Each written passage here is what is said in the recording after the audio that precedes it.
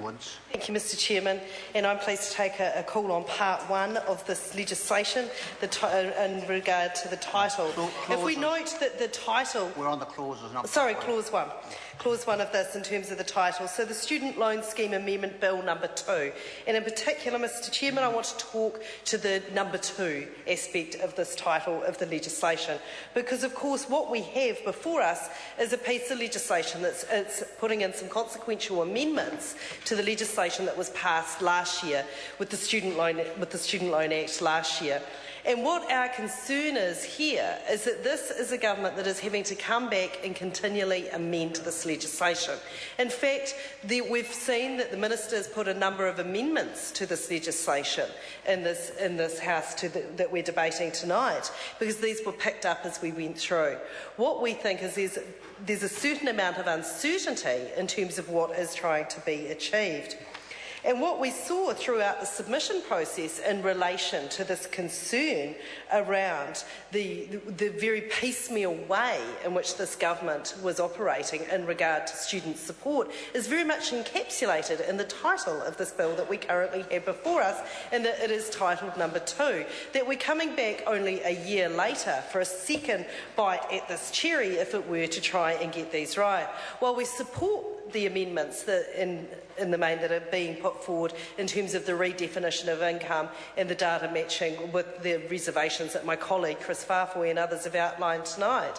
While we do support that, we do have a concern about the piecemeal way in which this government is approaching the issue of student support, and the fact that this is the second piece, that this is the Student Loan Amendment Bill number 2 that we're here debating, only a year after and my colleague David Cunliffe has talked about the fact that within consequential amendments that we're seeing in this number 2 bill, there can be a lot of change that is occurring.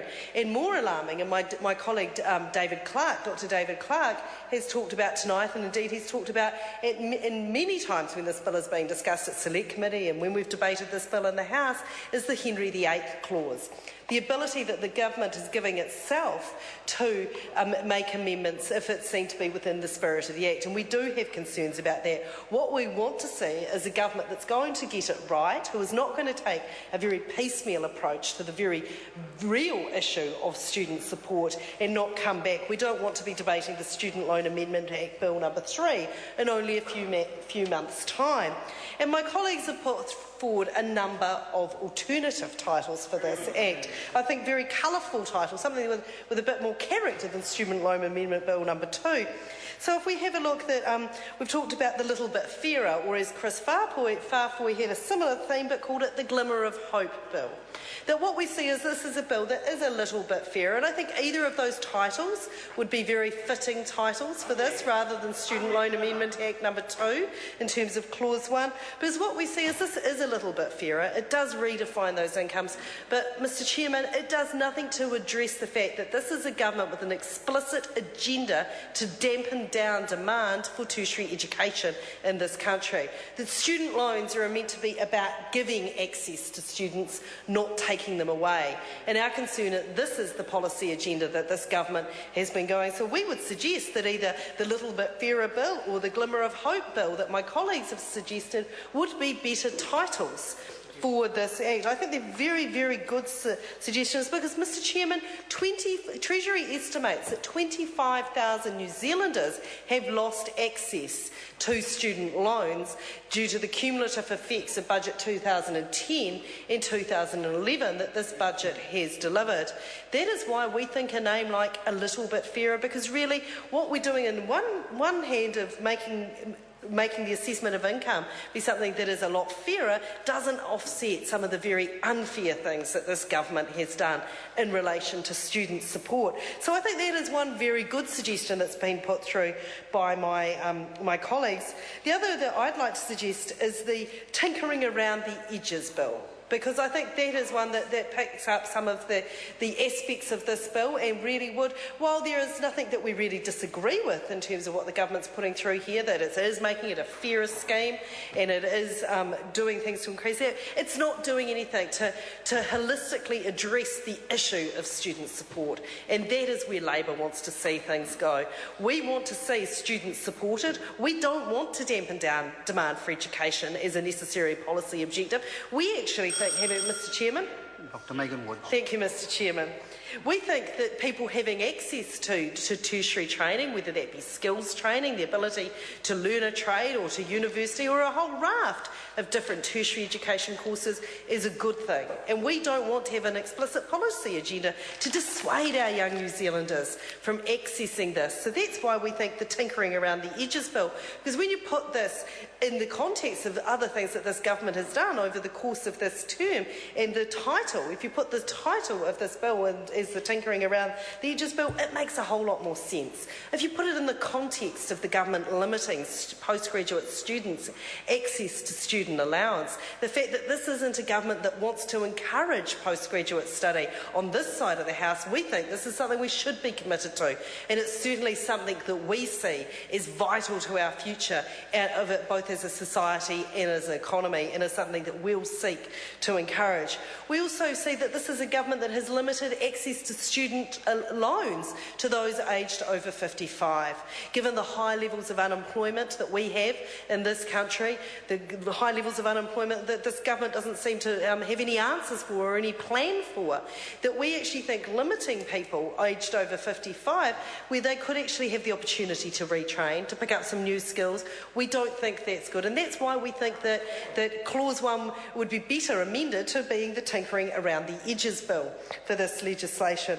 And my colleague David Clark has gone through some other suggestions, and one of his favourites, I think, was the embarrassing back-down bill, because as well as this being something that we've come back, and I spoke about this when I talked about specific reference to the number 2 part of the title of this bill, that the embarrassing back-down bill is actually, this is a government that's having to come back and correct over and over and over when it comes to the issue of student support, that we need to get this right, we need to look at the whole issue holistically. But then my colleague Chris Farfoy made a very good contribution, I thought, and I particularly liked his suggestion of the can we trust this government with our information bill, because I think that there are some really real concerns. As someone like my colleague Chris Farfoy who has a student loan, I have concerns about what the government might do with information that they hold on me in relation to my student loan and whether or not that information is safe. I've presumably just had my information about my EQC repairs revealed to the world, so I wouldn't like to see this. And that is why, Mr Chairman, we think that can we trust the government with our information bill is a much better name, because this is a government, Mr Chairman, that is showing that it really is not to be trusted with many of the citizens of this nation's information and data. And indeed, what was spoken about was the very agency that is in this bill, the Inland Revenue Department, that we've already seen that there have been problems with the information and the way in which the government holds information within the IRD, that we've had 6,300 people's information from a very agency, and that is why my colleague Chris Farfoy's suggestion of the can we trust the government with our information bill is a very, very good one. One other that I'd try to throw in there is that we don't want another Novapay debacle, would be another suggestion for what this bill could be called, because what we see in the officials' report to the Select Committee is an acknowledgement that this computer systems just aren't going to be up to it. They're not going to be able to put them in place, and that there is, we have a section in the officials' report here that says that that because of the complexity of the student loan system, the detailed analysis has identified the system's design, development and testing required to implement some of the 1 April 2013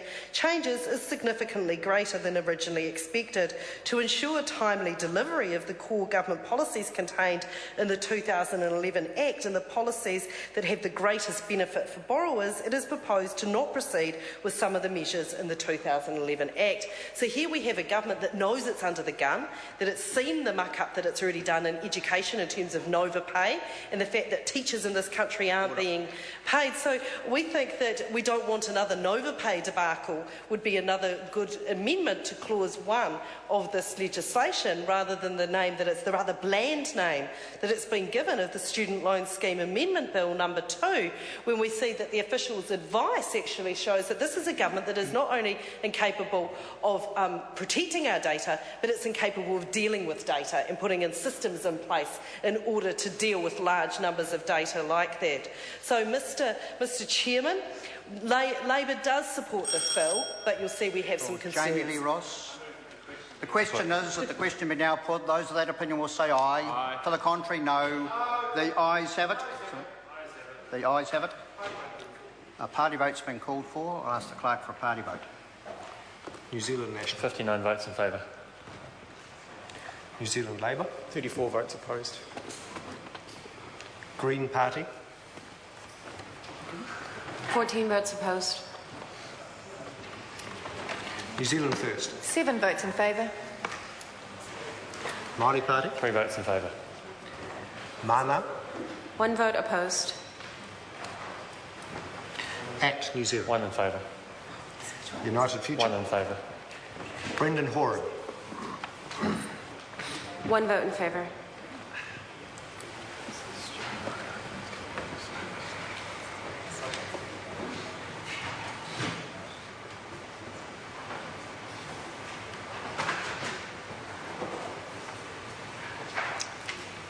Members, the ayes are 72, the noes are 49. The question will be put. The question is that Clause 1 stand part. Those of that opinion will say aye. Aye. To the contrary, no. The ayes have it. We now move to Clause 2, and we have the Minister's amendments as set out on SOP number 185. The question is that the amendments be agreed to. Those of that opinion will say aye. Aye. To the contrary, no. The ayes have it. Party votes called for. Ask the clerk for a party vote. New Zealand National. 59 votes in favour. New Zealand Labour. 34 in favour. Green Party. 14 votes opposed. New Zealand First. 7 votes in favour. Māori Party. 3 votes in favour. Mana. 1 vote opposed. ACT New Zealand. 1 vote in favour. United Future. 1 vote in favour. Brendan Horan. 1 vote in favour.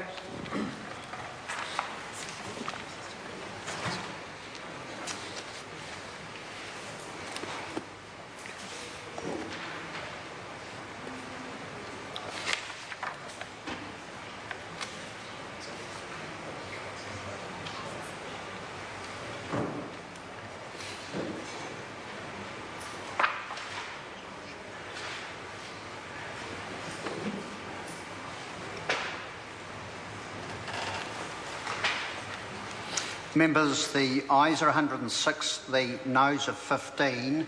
The amendments are agreed to. The question now is that Clause 2 is amended stand part. Those of that opinion will say aye. Aye. To the contrary, no. The ayes have it. I will report this bill with amendment presently. Now call on Government Order of the Day number 3. Members, the bill is the Local Electoral Amendment Bill number 2 bill. The question is that Part 1 stand part. I call Andrew Little. Mr. Chairman, they say that